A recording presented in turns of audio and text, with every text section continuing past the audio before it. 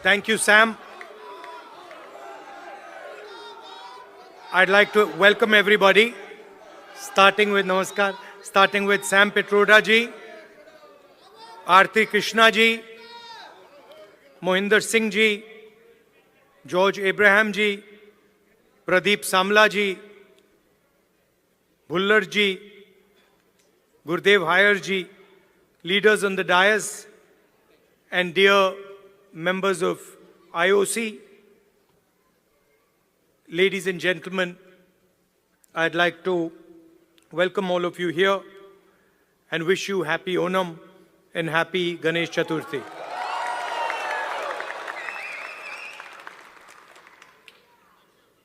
I was listening to Mohinder ji's speech, and he was describing in detail what the job of the leader of the opposition is. He said, opposing the government in parliament. He said, not letting them run a dictatorship. And he gave a list of 3 or 4 things that define what a leader of opposition is supposed to do. This is true. One can say that those are all elements of the job. But while he was speaking, I was thinking to myself, actually, that is not really my role. Those are maybe my responsibilities. But my role is broader and bigger than that, and in many ways simpler than that. And while he was speaking, I thought to myself, if I'm going to speak to people of Dallas, I need to be clear about what my role is. And so I'd like to tell you that I believe my role is injecting the values of love, respect, and humility in Indian politics. I think what is missing in our political system and across parties, love, respect, and humility. Love to all human beings, not necessarily only of one religion, one community, one caste, one state, or to those who speak one language. Respect to everybody who is trying to build an India, not just the most powerful, but the weakest. And humility, not in others, but in oneself. So I think that is how I see my role. And if you were to ask me 5 years from now, do you consider yourself successful? I would look at these 3 things. I would say, have I helped bring the idea of love into the forefront of Indian politics? Have I helped make politicians and others, and myself in particular, more humble? Have I increased the respect that people have, that Indian people have with each other? Those would be the values that I would be thinking about. Of course, what Mohinder ji said would also form part of my work. Now, we started here with the Indian national anthem. And while the national anthem was playing, I was thinking to myself that this song mentions all our states. And it mentions them all equally. It does not start by saying, this state is the best, and this state is the second best, and this state is the third best. The song basically describes India as a union of states. Very much like the United States. So often people say, oh, we share the fact that we are the two biggest democracies. But we share another very important fact, that we are both union of states. The United States, whose national anthem we also played, and in our constitution, it's clearly stated, India, that is Bharat, is a union of states. Which means, just like in the United States, no state is superior to any other state. No religion is superior to any other religion. No language is superior to any other language. My brother who's wearing a turban there deserves the same respect as somebody who doesn't wear a turban. We cannot say, look, we don't like him because he wears a turban, and we like him because he doesn't wear a turban. Or, he speaks Tamil, so we don't like him. And he speaks Hindi, so we like him. Or, he speaks Malayalam, so we don't like him. Right? And so Telugu. Right? Because when we say Telugu, we are not just saying language. Embedded inside Telugu is history, is tradition, is music, is dance, is food, is everything. So if you say to the people of Andhra Pradesh that, look, Telugu is not as important as Hindi, you're insulting the people of Andhra Pradesh. Because you're saying to them that your history is not important, your tradition is not important, your food is not important, your music is not important, your forefathers are not important. And this is the simple battle that is being fought in India. The RSS believes that India is one idea. And we believe that India is a multiplicity of ideas. And we believe, by the way, very much like the United States, we believe that everybody should be allowed to participate. We believe that everybody should be allowed to dream. Everybody should be given space, regardless of their caste, language, religion, tradition, history. This is the fight. And the fight was crystallized in the election,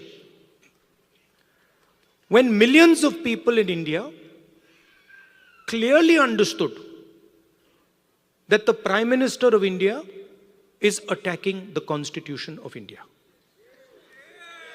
Because what I am saying to you, union of states, respect to languages, respect to religions, respect to traditions,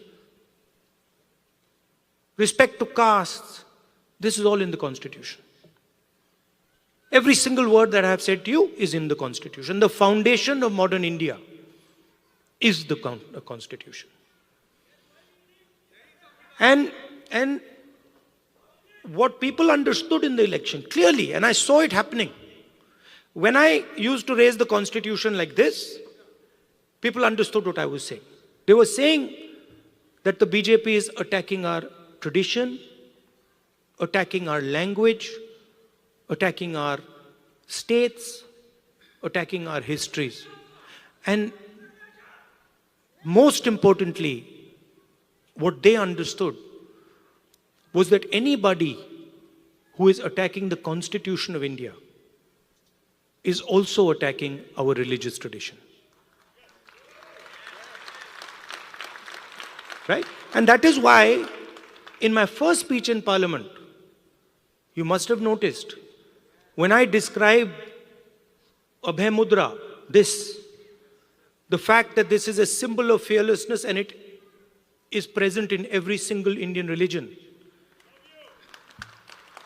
You can look, you go on the internet and you can see Every single Indian religion, Guru Nanak ji holds his hand like this.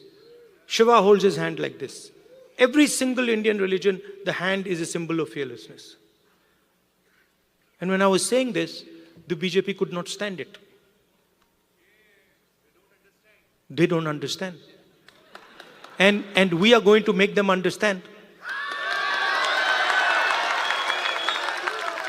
You see, and the other thing that happened that was very beautiful, that in fact I was amazed that it happened so quickly, was that fear of the BJP vanished, disappeared, gone. And we saw that immediately, within minutes of the election result, nobody in India was scared of the BJP or the Prime Minister of India. So these are huge achievements, not of Rahul Gandhi or the Congress party. We are peripheral. These are huge achievements of the people of India who realized, of democracy, of the people of India who realized that we are not going to accept an attack on our constitution. We are not going to accept an attack on our religion. We are not going to accept an attack on our states. Now finally, I'm speaking to people in Dallas. And who are you? You are people who have come from India. And the values that I have been describing, values of the Constitution, values of respect, values of humility, you carry them inside your heart. You have them in your blood. So when you came to this country, you did not come with arrogance. You came with humility. You did not come with hatred. You came with love and affection. And you did not come with disrespect, saying that, we are come to America and who are these people? We'll show them. No, you came with respect. So inside your heart is respect, is love, humility. And you are our ambassadors in one way. You're the bridge between these two unions. United States of America and Union of States, which is written in our Constitution. And so you have a very important role. Because the relationship between these two unions is going to determine the future of both these unions. The United States needs India, and India needs the United States. It's a fact. We cannot get away from it. So you have a very important role of being the bridge between your old home and your new home. Right? And in my view, you should travel freely between these two homes, and you should bring the idea of India to the United States and the ideas of the United States to India. Sam said that I had promised that I will go to Dallas. And it's true. But I would like to say that our trip was supposed to be longer, and we were supposed to go to New York, Washington, California, and Texas, and Chicago. And then we had to shorten the trip. And so I told Sam, look, I have promised the people of Dallas, so we have to go to Dallas. And so we included Dallas in our itinerary.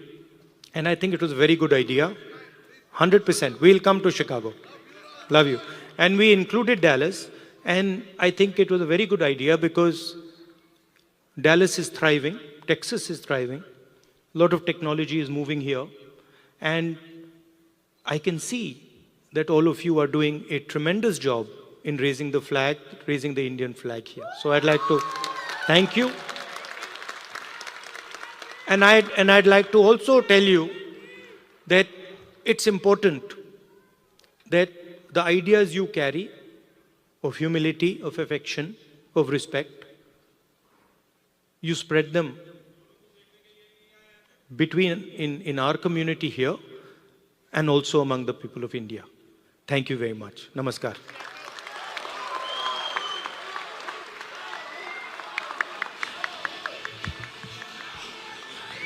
Wow, what an inspirational speech, right? What was your take-home point? There was something, three main things that he told us to keep and take home point. What is it?